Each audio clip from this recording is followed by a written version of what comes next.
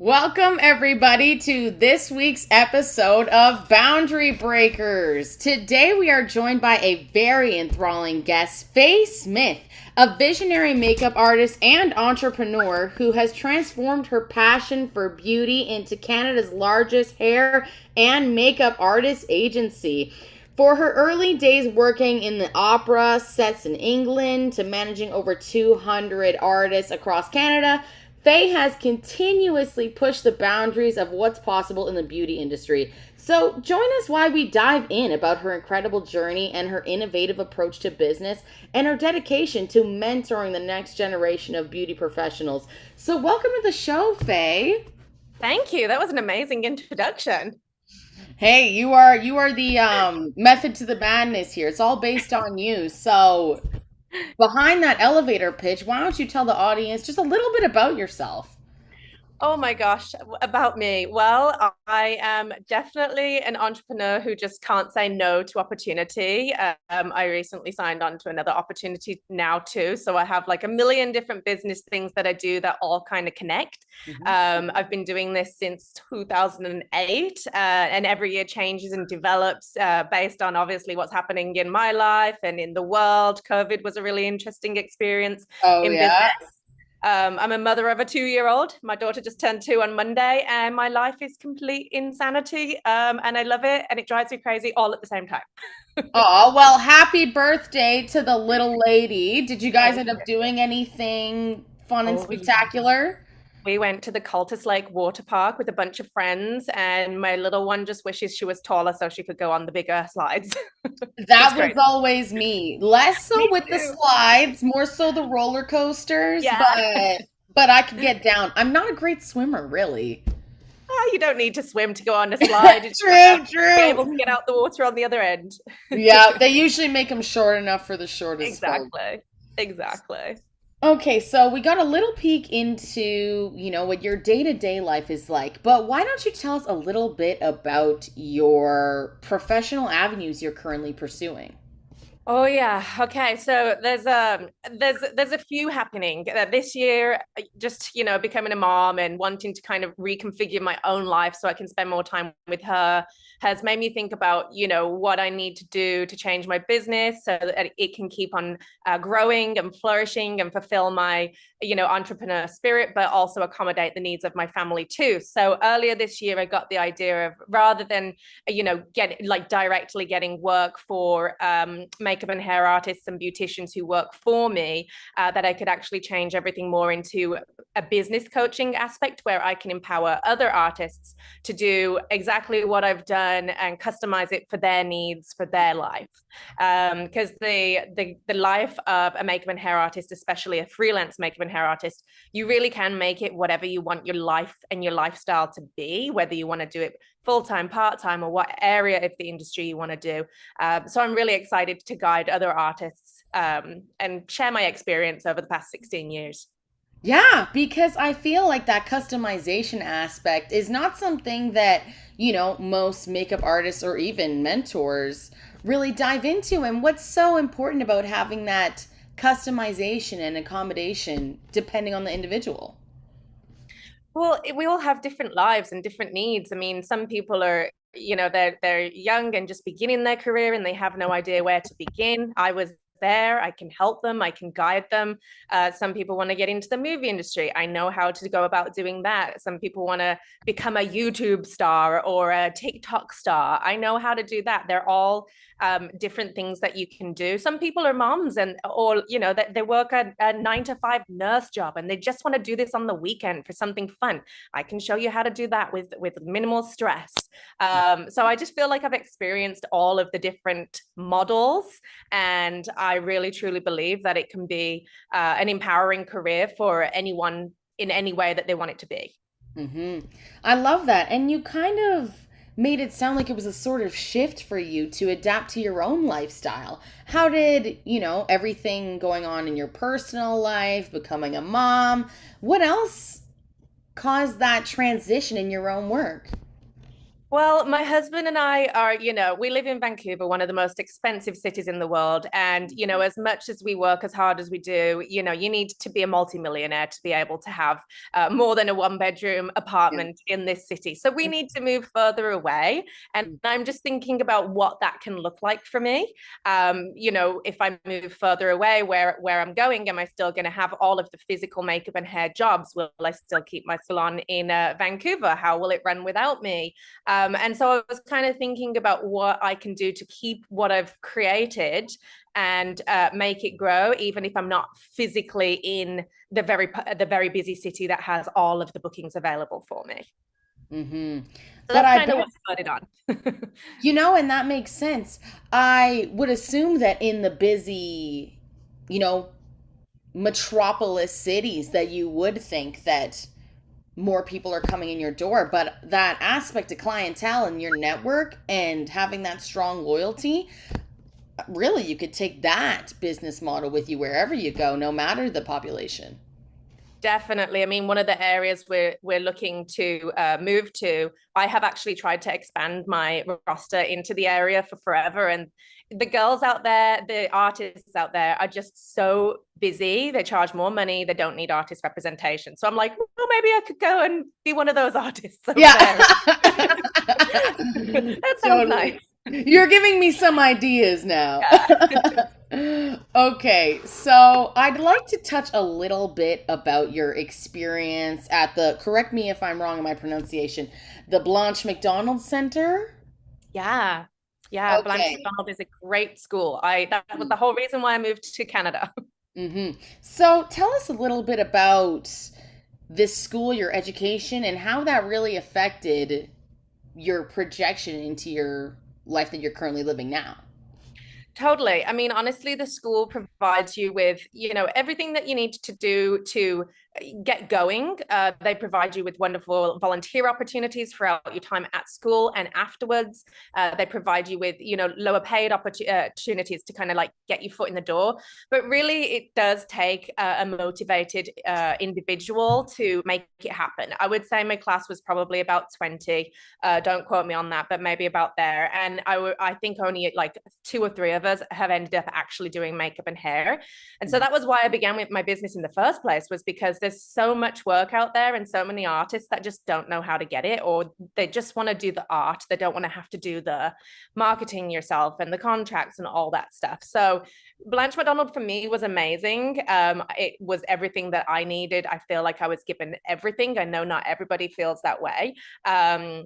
And they've supported me since then too. They've interviewed me. I've been on their website, their blog. They've hired me to go in and teach kind of like business classes or just go in and do a demo. So they have always really supported me even to today. Mm, that's awesome. And when people from your past take a chance on you and continue that relationship going through the present and even into the future, that's just a testament to the human connection and where we can, bring each other in our lives. So I'm wondering if there was like an epiphany moment for you in school.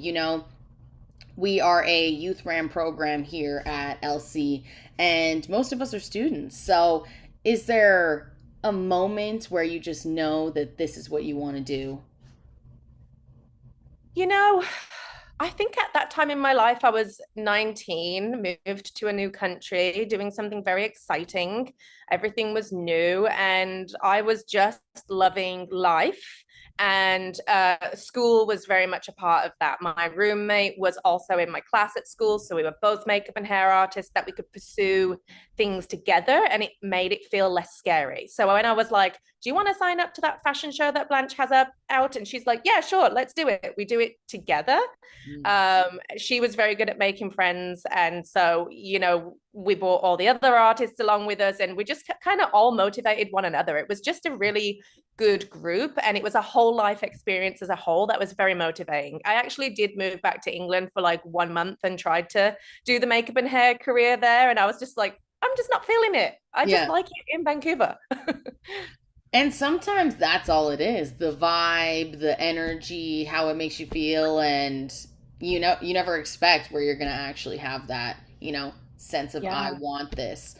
So I'm hearing that, your roommate and a bunch of the other girls that you were doing your education with, so you moved into the entrepreneurship realm. And this is kind of what intrigued me and what I'm most interested to learn about today because, as you know, entrepreneurship is a male dominated field, right? And even though the makeup industry is female dominated, it's an intersectionality sort of thing. So, what really motivated you to, go against the grain and step in a business and, not be afraid of all of the, you know, negatives or challenges that there may be? It has all been instinct and just going with the flow. And when opportunities would arise, just saying yes to everything. I still do that now. Mhm. It's just kind of like, I don't know what's going to happen if I say yes, kind of thing. What's the worst that's going to happen? So yeah, it just honestly all just happened. I think that I was just young. I didn't really think much. These opportunities were coming to me. I would sit there and spend a day just sending like out 100 emails to people to try to connect and get jobs and see what was available. And people seemed to like me. And I don't know. I always think that it's because I had an English accent and I was because people seem to remember me because of that, I guess. So I don't know. Everything was just working here, and it was just the opportunities were just coming to me. I did make a lot of effort, obviously, to get the opportunities, but it just was all working. Everything was working, and it wasn't until the point where the company grew so big that I was like, what am I doing? I don't actually know what I'm doing. They say that none of us actually know what we're doing and that Someone everyone's told me kind that of just, today. yeah. Yeah. And I Yeah. heard that from someone who's definitely senior to myself. Um, and, to roll back to what you were saying about how people seem to like you and how you stood out a bit because of your accent. But tell me that's not totally true. If a Canadian or an American or something started training at a European school, they would totally be like, "Oh my God, I'm Yeah, I'm gonna remember you. You're the totally. It's Canadian." cool. Yeah. So, I mean, sometimes you may feel like there's not as much connection at home and all those sorts of things, but I mean, there's positives and negatives to everything, right? And experiencing other people's cultures, that's where Mhm. it's at. Yeah. So, moving across the world, stepping in a business, what were some of your biggest challenges and how did you overcome them? Learning how to do the laundry without shrinking my clothes. Really? Yeah, my mom did everything for us growing up. So it was so funny. I went home for the first time after living here for a few months. And I was like, oh, my clothes are tight, Mom. I think I'm shrinking them. She's like, are you sure you haven't just eaten too much pizza? I was like, could be either or. But I would say more like career related answer and less humorous. I actually found like, I am really close with my family. And, there's just those kind of questions that I want to ask, like, Mhm. my mom's opinion on something to do with business, or, do you think I'm doing the right thing? Or could you help me out with cleaning my brushes? I'm so busy. Like, just not having that family support, like obviously my mom is there through the phone and I can call anytime, as she always says, but not Mhm. having that like super close, can just pop over for a cup of tea Yeah. and vent about your day to your mom, like that type of thing. Guidance about taxes, like, mom, like, how do you do taxes? Like, I'm in a different country, I have no idea about that stuff. And obviously my parents couldn't help me because it's different here than there. So stuff like that when it came to like those nitty gritty bits of business. Mhm. Mhm. And I can really relate to, really just needing your mom's feedback on some things because Mhm. even if you have everyone's feedback, you're like, okay, but what does my mom think? Even if you're not going to agree with her, it's just like, I Yeah, want to hear what you have to say because, if anyone has your best intentions in mind, it's going to be your mom, right? totally. Well, Yeah, hopefully, you hopefully. can't say that for everybody, of course. Hmm. Um, we're just the lucky ones, I guess. So, how do you overcome the culture shock in a new industry? What were some of your quick salves or even, your longer term solutions to some of these issues? Hmm, the culture shock in my industry. I don't know. Honestly, I would say the only culture shock in my industry that I found to be challenging was actually more so in like the movie industry. Because Okay. there's definitely a hierarchy type system. Like we actually learn set etiquette. Mhm. There's places you're supposed to stand, people you're supposed to speak to, people you shouldn't speak to, places you should not stand. Mhm. And that type of really strict Mhm. environment didn't work for me. And Yeah. I'm Miss like bubbly, I'm like, Yeah. what's that kind of thing? And in the movie industry, people are tired, and like the artist above you is kind of like looking at you like, shut up. Yeah. So that type of environment, that culture, I thought I wanted to go into the movie industry, but the movie industry vibe actually just didn't really sit very well with me. So that's why I ended up going more into the freelance, where I can chit chat with my brides for 4 hours on their wedding morning and have so much fun. I'm so glad you bring that up. I actually prepared a photo of some of the work that you were doing with a bride of yours that you provided our team with. So, give us a little rundown on what a day like this might look like for you from the business realm, and how are you trying to turn this into, a magical, stress free day, and how can you do that with, the hair and makeup? Because that's a big part of it, right? It's a huge part of it. It's how somebody looks, how somebody feels on a day that everybody's going to be looking at them and taking pictures of them, and she's the center of attention. So it's extremely important. So it's the whole experience. So I've been trying to perfect the bride experience since I began my business for 16 years. And there's always anomalies and things that happen and stuff that's out of your control. But from day one that the bride gets in touch with us, obviously our communication, we treat her like she is our family member, our friend. We're here to, settle her nerves, to give her good advice, to listen, to do what she's asking, and to make this a fun experience as from start to finish. Even the phone calls, the emails, the stressful times, try to fix them. And so that on the wedding day, when we arrive, we provide a very detailed schedule. We have a triple check system to make sure that artists are definitely going to be there. We have backup plans in case an artist gets stuck in traffic, or, God forbid, they might end up in some sort of an accident or something, that we've got everything covered so that the bride doesn't have to stress. And then on the day, we just try to take care of everything. If a bridesmaid's not happy, we try to settle it with her so the bride doesn't have to be stressed, and just really give the bride as much of our attention as possible. And it's hectic. There's a lot of people talking to her, and it can be very overwhelming. So for me, I really like to try and read people's energy. You can tell if you have the chatty customer that really wants to talk, and then you can tell the person who actually would prefer to just sit and relax for a little bit.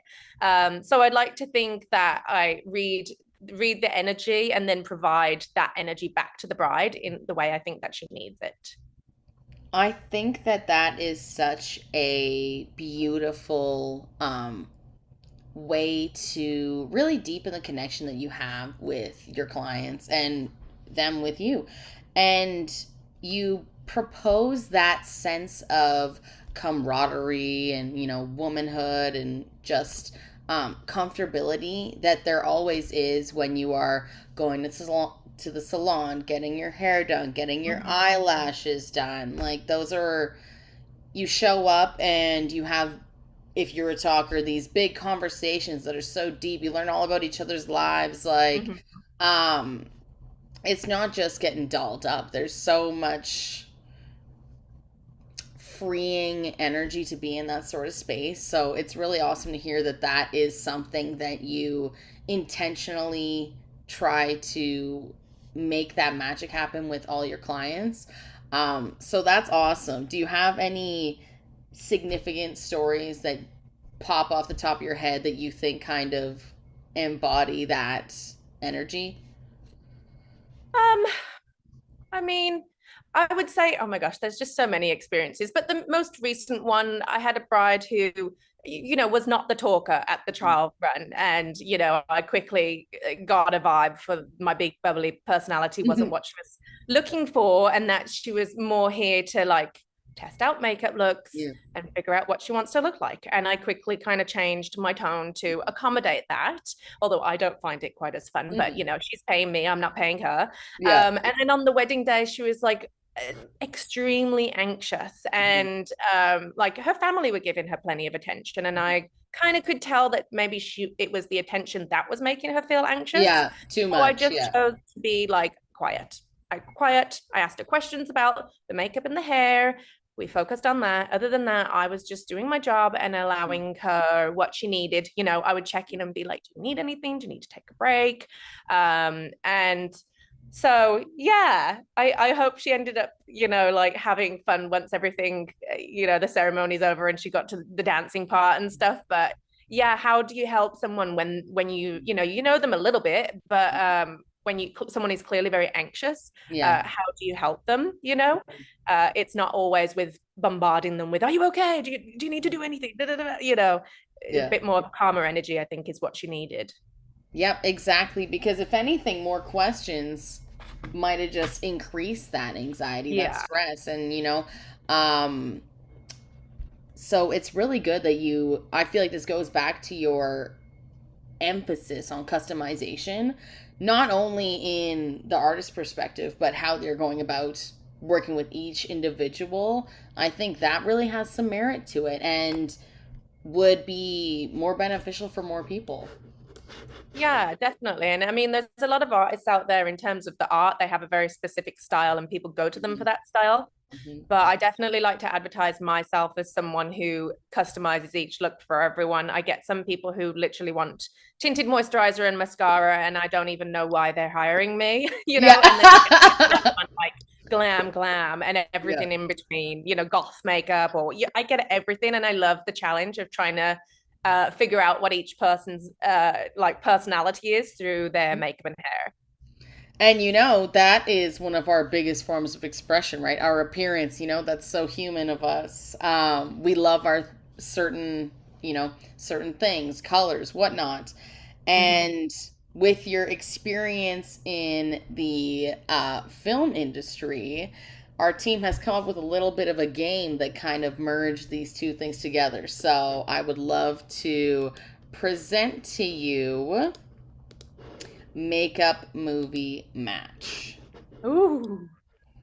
Okay, let's enter the full screen. Okay, so this is what we have as our activity today. How it's gonna work. So we're going to show some pictures of actors from super famous films, each sporting a distinct and specific yet memorable makeup look. What is your challenge? You're going to look at these images and clues and see how many movies you can pick up just based off of that. Oh my God. I'm so bad at this trivia type stuff. I'm the Okay. worst. See me fail. Okay, no, believe in yourself there. No, Okay. you're the professional. You're the professional. Are we ready to dive in? Yeah, let's do it. Okay, let's do it. My God. Oh my God, I have no idea. And I wish my husband was here because he is a complete movie nerd. I have no idea. Not a clue. I'm so, Okay. Do you so have any idea what sort of creature this may be? well, it looks like maybe a werewolf. Mm-hmm. Um, Mm-hmm. and I mean, there's a skeleton on the right there, looks like a zombie or skeleton or something. It Yeah, looks like the something dude on the top undead. got hit Yeah. by the werewolf for sure. Yeah. This is Okay. as much as I've got, but this looks like a very fun makeup to create. It does. Do you have much experience in like what do they call it? Special effects and prosthetics. Special Oh, I effects. absolutely loved it in school. I did it a bit in the beginning of my career, and I must admit, I don't do much now unless it's Halloween. Halloween is the Yeah. busiest day of the year for us. We already have like so many bookings. It's crazy.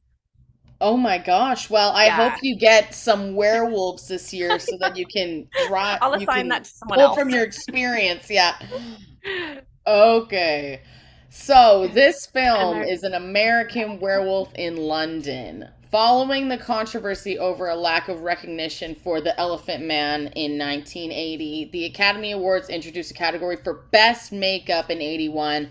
Renowned makeup artist Rick Baker made history as the first recipient of this Oscar. And it's an honor to his contributions in the industry.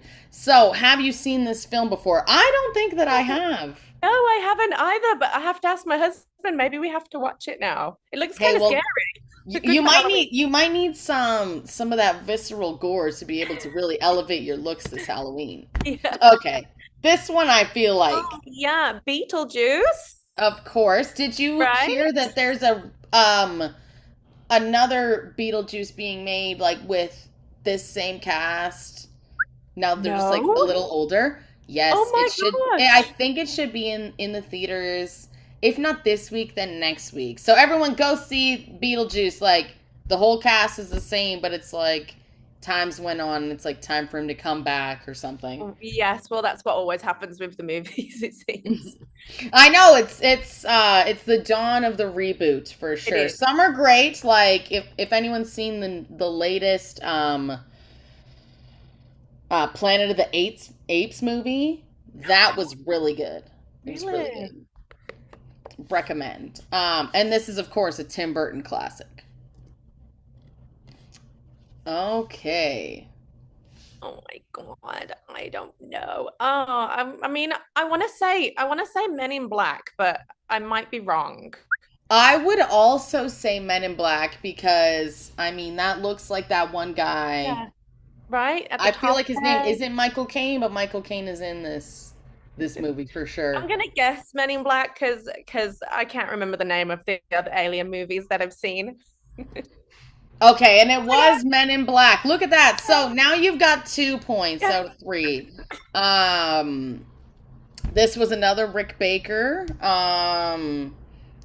And there was so many different extraterrestrial species. Great movie. Another one. I feel like I'm creating a list now in my head of what I need to watch. Oh my God. Okay. Legally Blonde? I don't know. Maybe. I don't know. Ah, This is Bombshell. I don't Bombshell. So I don't think I've watched I this, just saw a but blonde person. I think Legally Blonde is Reese Witherspoon. And That's right. this is Margot Robbie, and Mhm. then I know this other woman too, and I know that girl on top. Um, I have not seen this movie. they were best makeup. Let's see. I feel like maybe this wasn't the one that they had in mind. The specific look for best makeup. Okay, Vivian Baker. Wow, the Bakers are really dominating this field. Um, okay, what is this one? Gosh, I don't know. I don't know. No, I really don't know. I don't even have a guess on this one. I have no idea either. I'm like, I'm glad I'm it's not thinking just it's kind me. of like horror though. Like, is that Natalie I, Portman? oh, I can't tell. The picture on the bottom right looks familiar, but I have no guesses on this one. The This is Curious I Case don't of know that. Benjamin Button. Okay, Oh, I don't think I've watched this, but obviously I've heard of Benjamin Button oh. before. Aging and de-aging. I Okay, I love think I've heard about this. Okay, Brad Pitt is in this Brad one. Pitt. What? I gotta watch this. I love Brad Pitt. Who doesn't love Brad Pitt? Right? This man must be Brad Pitt. Wow. And then that's also him That's from the very cool. de-aging. That's some outstanding makeup. Hmm. Okay, so how I did got we 2 out of 3. do? I think I got 2 out of 5. Okay. Well, that's 2 out of like that's I don't even Fail. know what percentage that is. I'm not gonna embarrass myself. But that tells me that you and I need to pick up on some of More these movies. classics. Yeah, We need to watch more movies. what are we doing? We didn't know nearly any of those. Okay, now that we've had our little break from topic, let's jump back into women in the business field. So, what advice do you think you have for the young women that are thinking of venturing out into entrepreneurship, and where should they begin?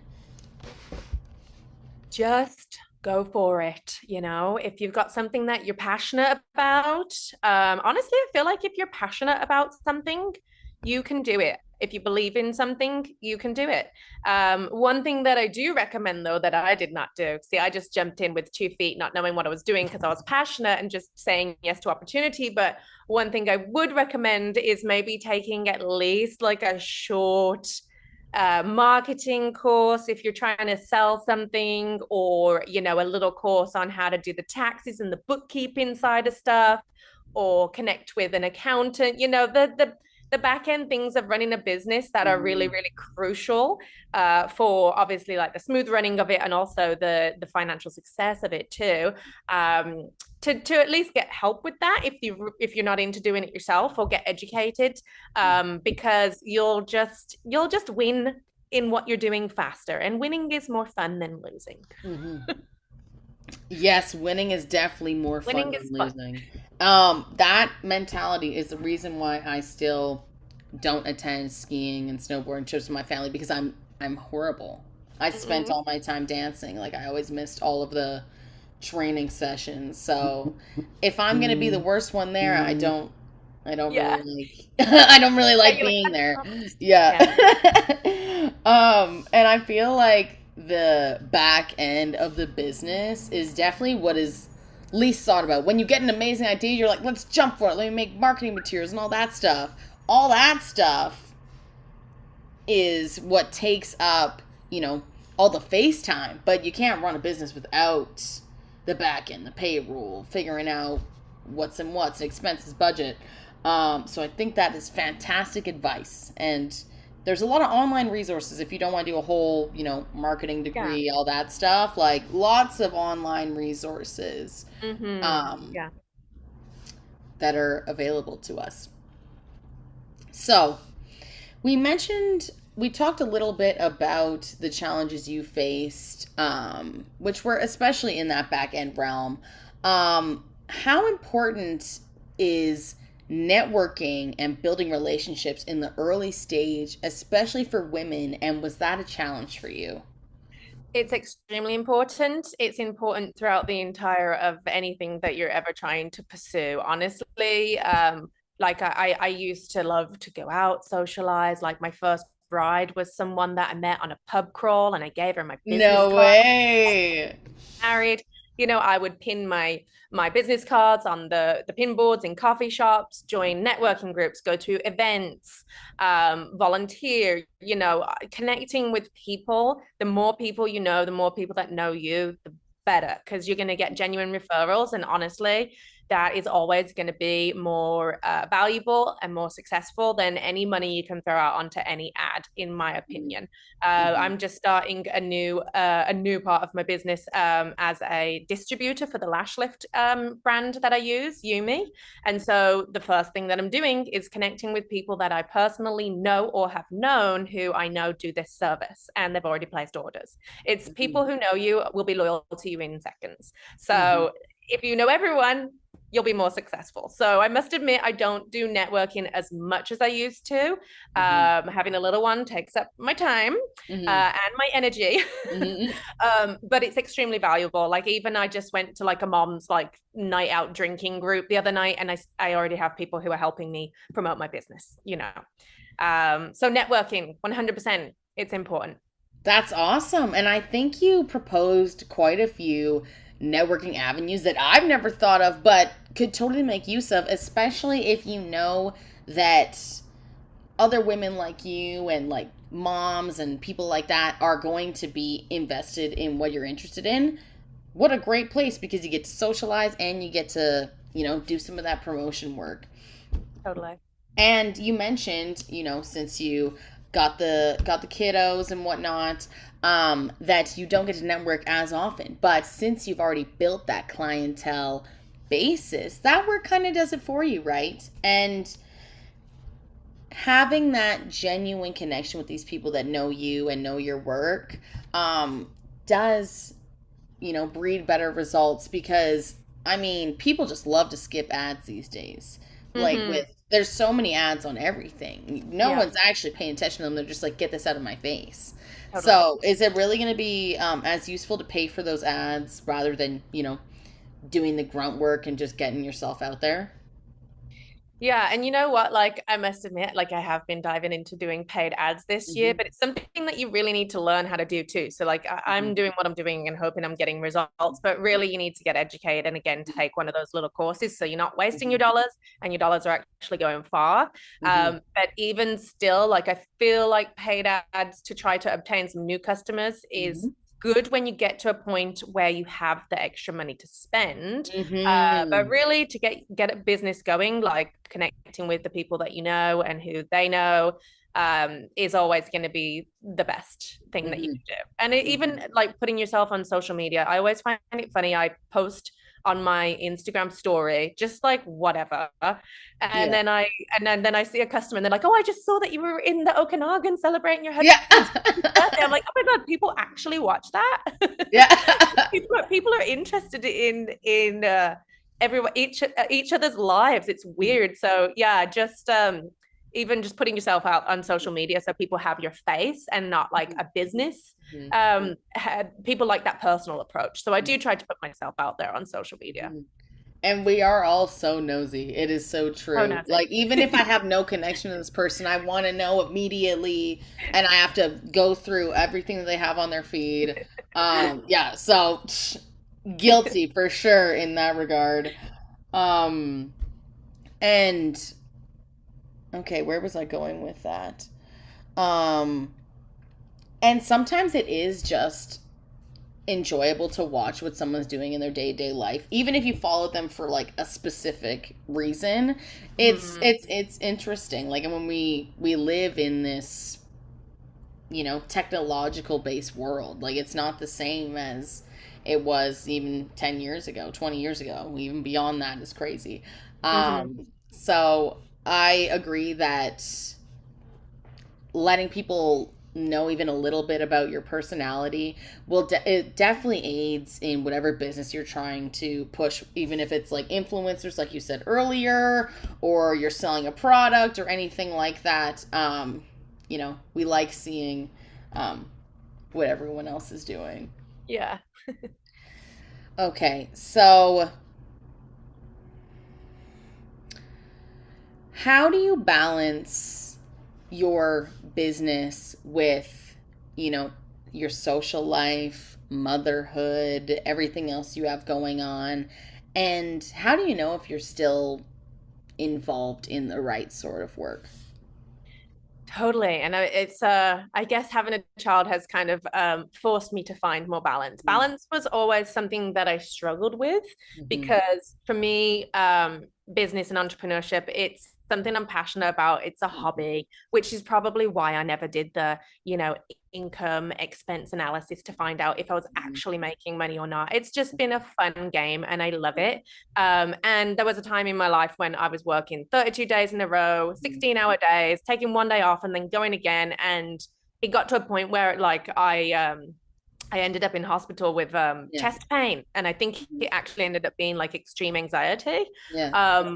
So at that point, I kind of knew I needed to start like, getting help with things so that I could try and create more balance. I was Hmm. doing everything by myself at one point. So, got the bookkeeper, the accountant, got a coordinator to help me, got the social media person, slowly getting all those things so that I can have a bit more of a balanced life. It actually wasn't until I had my daughter that I was kind of forced to work just 5 days a week, just 8 hours a day max. I must admit, I'm still always on my phone doing the social media stuff. Yeah. Hmm. To me, again, it's a hobby, but it is work related. Um, I've always loved socializing, trips. I get bored easily. Like if I'm just staying in watching Netflix, it's like for 2 nights in a row, and then I'm like, we need to do something. So my Yeah. personality has just always not thrived, craved that. Yeah. Um, so I do find that I managed to fit that in. Hmm. Um, but for me, like at this point in my life, like like I mentioned to you earlier, my house is an absolute disaster. I chose to get a cleaner in every 2 weeks, and it's still not enough. Yeah. At this point, I just am like, my life is a bit of a tornado. I'm okay with it. Mhm. But I work the 5 days a week only. I go on my trips with my family here or there, and I just do what I feel balances me. And I think that's why I always have done best as someone who employs myself. Like the 9 to 5, being employed by somebody else, thing, like standing in a mall, like feeling like I'm watching the clock. I hate it. Just hate my life. Like I like to be busy. I work hard. I play hard. If I feel like I need to take a break, go on a little trip for 3 days, I just do. You know, so that's why I like having control of my own schedule so much, because I can then figure out what I need to balance my crazy life. Hmm. I think it's so interesting that you do make time for, just taking time to yourself, because your body will tell you if Mm-hmm. you are doing too much, and like burnout and like that anxiety and the back pain, the eye strain. Those are all things that your body's telling you need to, take a step back and chill out. Yeah. So I love that you do that. And I bet your family and just everyone in your life appreciates that, because when you do, dedicate your time to work, that's what you're doing, right? So I think that is a very good way to balance and find a way to do more than one thing you love, to put your energy in several different places. Exactly. Yeah. And that's something people would always be like, what's your hobby? Mhm. I'm like, well, my hobby is my business. But Mhm. then I'm like, okay, no, I do like paddleboarding. I love Mhm. hiking. I love spending time with friends and family. Okay. I Mhm. do like other things. Mhm. But like my big one is my work. But Yeah. it's, it's a fun game. Exactly. Okay, so other than, maybe biting off more than you can chew in the earlier days, what is one mistake that you made early on that reinforced a lesson for you that you think might be applicable to other people? Ooh, I feel like I got a good one. Okay, because I have many. There's lots. Because I do just say yes to opportunity and it. Self-aware queen here. Yeah. So like during COVID, there was this grant available that you could get for digital adoption. So I was like, ooh, free money, digital adoption. My friend who was venturing out into videography was like, let's make you some online makeup courses and you can Mhm. sell the courses. I was like, let's do it. So we did it. But I did no research on how to market this, Mhm. how to run it, how to sell it. I just did how to price it. I did no research. I just Mhm. launched something, and I must admit that my community, the people that know me in the makeup and hair world, yes, they purchased it Yeah. because they trust me. Mhm. And so, I mean, I made my money back, but ever since then, it's just been material that's just sat there doing nothing. Yeah. And really, the truth is if you create a digital product, you need to have a very specific strategy, which Yeah. you see other people doing, offering the free 1 hour, the 1 hour seminar that's live, and you give a snippet of advice and then give people a deal at the end. You need to put Mhm. time in it every single week Yeah. to actually make it successful. You don't just launch it and then people worldwide just happen to buy it. Yeah. So yeah, that was definitely a mistake. Mhm. I would like to get back into doing some online courses, but have a strategy in place. Mhm. So yeah, these are all future goals for me, but that side of my business has just taken a pause because I simply just you do need a lot of time to make that successful, and I don't have that time right now. Mhm. Yeah, Yep, exactly. But that could be something that you set your sights on later, depending on exactly. where your career goes, especially when, your daughter and any other future kids that you may have grow up and are living their own lives and you have more free time and just do your thing. I know my Mm-hmm. mom is going through that right now. She's Oh, like super into all of the business ideas. She proposed another one to me today. But like it's almost like living a whole different life. yeah. So, that's exciting. Um, and then you'll have a totally different relationship with your kids. I think back to the relationship I had with my mom in high school, and that's nothing like to what I think about her today. So I'm excited to see what you're going to do, and when you do get into the digital side of this industry. Okay, I had a question for you. So, now that you have been in this industry for quite some time, and the avenues and maneuvers you have to reach people have changed with everything that's developed technologically and just us as a society, standards and whatnot. What are some in industry standards that have changed over your career, and what do you think is essential to succeed in the beauty entrepreneurship linked business today?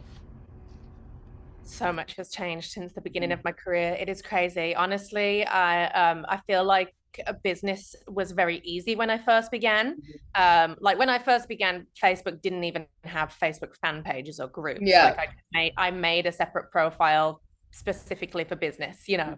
Um, so much has changed. I would definitely say like quality of everything. Like the customers and fellow artists, Mm-hmm. we all have access to so much information on the internet these days. People watch the TikTok videos, they know about the latest products, they know what's trending, they know about stupid things like stupid like fad techniques, Yeah. like everybody's baking now, so if my makeup artist isn't baking as well, then she's no good, then she doesn't know anything. right? Yeah. She doesn't know what she's doing, she's old hat. People can learn anything on YouTube. There's just so much information. So I would say the standard is very, very high, even like how you present your kit, like having the best products in your kit, the trending products, the trending techniques. This year it's completely different than years previous. Everything's all about less makeup, cream products. No one wants powder anymore. So if you don't have those updated products in your kit, you're not going to achieve the looks that your customers want. Hygiene, customers are exposed to what is good kit hygiene. So you need to present your kit beautifully and have it perfectly polished and clean. Things like that, how you present yourself on the internet. Like, oh my God, I see some people taking pictures of their work and it's someone's face in the shadow. And I'm like, what? Yeah. Come on, guys. Right? We have amazing phones these days, and the ring light that attaches to your phone. Like, there's all the gadgets that make it so that you can basically take like practically a professional image on your phone and make yourself look amazing, even if you're not, you can make yourself look amazing. So yeah, I would say just like the standard of everything, the gadgets. If another artist brings along a chair and a light and you don't, then you seem like a bad artist. So you kind of got to have it all and do it all now to kind of compete. There's a lot more competing now of quality. Yeah. So do you have to bring like a little trailer with you for your lighting, your chair, your towel warmers, like?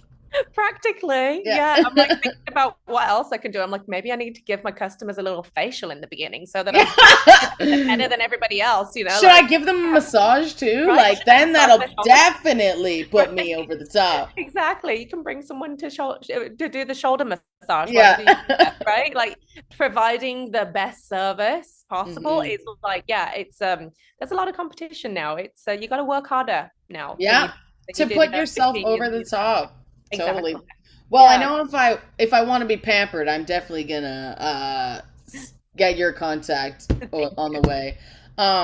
Another just super change in makeup that I've noticed. So, like, as I mentioned, I danced my whole life. So, stage makeup was always something that I was very interested in. Like, less so like the foundation, the concealer, because when you're dancing you sweat a lot, and I would rather have like very clear shiny base than sweating off my like foolproof face makeup. But the eyeshadow, that has always been my favorite thing, and when I do get all dolled up to go do whatever, I always focus. I have the craziest eye look, and I've noticed like eyeshadow is not really as popular as it used to be at all.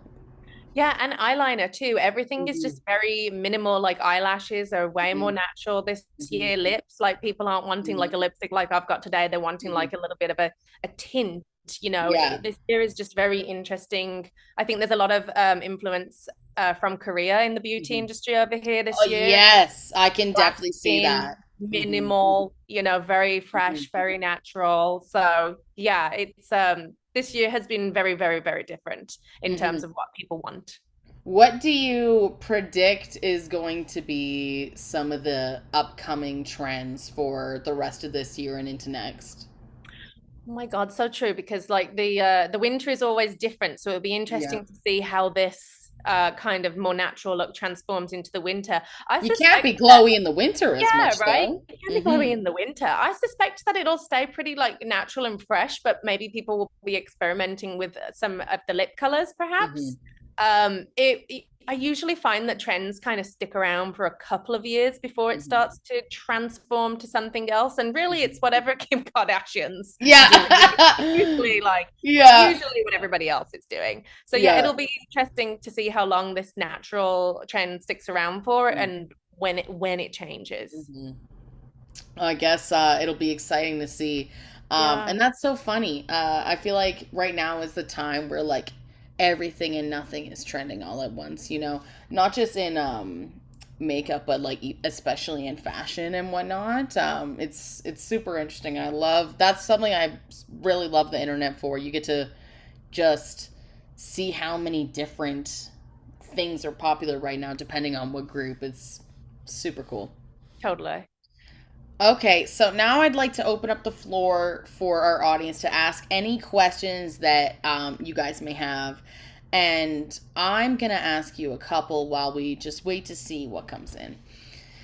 So, who is someone from your network or your experience that you think would have something really important to say if they came on our show? Oh, I would like to say Heather Souza from Blanche McDonald. She works in the career department. I've always stayed connected with her. She helped me a lot in the beginning of my career, and she's very much an important part of the makeup and hair arts community. She's referred some very interesting customers to me, and I just Mhm. feel like she would have a lot to say from a very different perspective. Well, that's very interesting. I would love to get in contact. Shout out, Heather.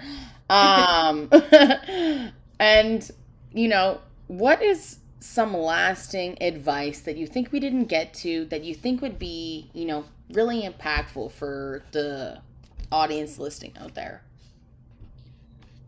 Well, be reliable. Mhm. Just be reliable. That's all. I don't know. I find especially be reliable and don't be sassy. Mhm. I just find sometimes like work ethic is really important, and there's a bit of sassiness and unreliability that seems to be around, and Yeah. it's never going to serve you. Like, be Mhm. reliable, don't be sassy, say yes to Mhm. opportunity, don't worry about the money in the beginning, the money will come later. And yeah, just be the best you that you possibly can be. I love that. That's a pure piece of advice for Yeah. everyone out there. And Once it's upon easier a time. to navigate through pleasantries. Even if you got other things going on in your head, it's like I'm firmly a conflict avoider all the way. Like if it's necessary, I mean, I guess, but I'd rather avoid it at Yeah. all costs. Same. That's something that has actually been one of my biggest struggles is I am a conflict avoider, and as the boss, you can't get away with No, that. you can't really do that because that's No. your that's People your will just walk shtick. all over you. Yeah. Yeah. You Hmm. have to you have to be the boss, and conflict is a part of that. So yeah, figuring out how you can deal with conflict is important, and I'm still working on it. Yep. That's a lesson. I feel like that's a lesson that takes a while to fully A long set time. in. Yep. Yep. You're definitely further on it than me though. I really need to work on that too. Um okay. So we haven't received any notable questions in the chat yet, but I would love to just ask you what keeps you going in this industry? What do you love so much about it? And yeah, let's hear it. Okay, I don't even know if maybe it's an addiction or something, because I have days like earlier this year when I'm like, I just want to get rid of everything. Like, maybe I could sell my businesses, maybe it's worth something. And then the next moment I've signed on to an additional opportunity in the same thing. So I was going to get rid of my salon this year. Somehow I signed on to another year. Now I'm thinking I might need it for longer. So I don't know. Maybe it's an addiction. I don't know. Just always something when I feel like giving up, there's always something that is presented to me that I'm like, ooh, that sounds nice. That sounds interesting. Like I'll give it a go. Imagine how this might turn out. It's just always a little carrot dangling in front of me that I'm like, oh, we'll call it. I'm the exact same way. And you never want to turn down opportunities because you don't know where they might take you. And, if it doesn't work out, it doesn't work out. The more you know and the more experience you have. Totally. And I never, like, I am at a point now with less time that I do have to kind of figure out what opportunities are worth it and what are not. Someone got in touch with me recently. Apparently, I'm like one of the top 10 makeup artists for something in the world, but they want me to pay $500 to be in the feature. And I'm just like, well, that you're like, I have to pay to win, and they're trying to convince me that it's worth it. And I'm like, is it worth it though? Like, I'm, it's things like that. I'm like, wait, maybe not every opportunity you have to say yes to. Let me think about that one. Yeah, good call on that, because that sounds more like, they're getting a benefit than you're getting a benefit. Yeah, I'm like, this sounds like this is your business, when people is this a pyramid scheme? Yeah, like sounds more like this is your business. Yeah. Totally. Okay, well, we've talked a little bit about women in business, families, how things change, how time has changed, how trends change. I think the moral of the story is things change and we got to go with the flow, and that's what you started out with. Yes. At the beginning of this conversation. So we've come all the way full circle. I'd love to thank you so much, Faye, and thank you to our audience for coming and having this awesome conversation with us. There's nothing like, feeling pampered, feeling beautiful, and how that affects your outlook on yourself and your attitude, your behavior. And if you look good, feel good, play good. That's what they say. So I shout out to all of the people that care about, making other people feel like their best selves. Shout out to Heather too. Any of the people that we mentioned today, thank you so much for just doing your thing. Are there any last words you'd like to leave our audience with, Faye? Dream big and go for it. That's it. Yeah! Hoorah! Okay. Thank you, everybody, for coming out today. We'll catch you in the next episode of Boundary Breakers. And have a good weekend, everybody. Beginning of September. Bye.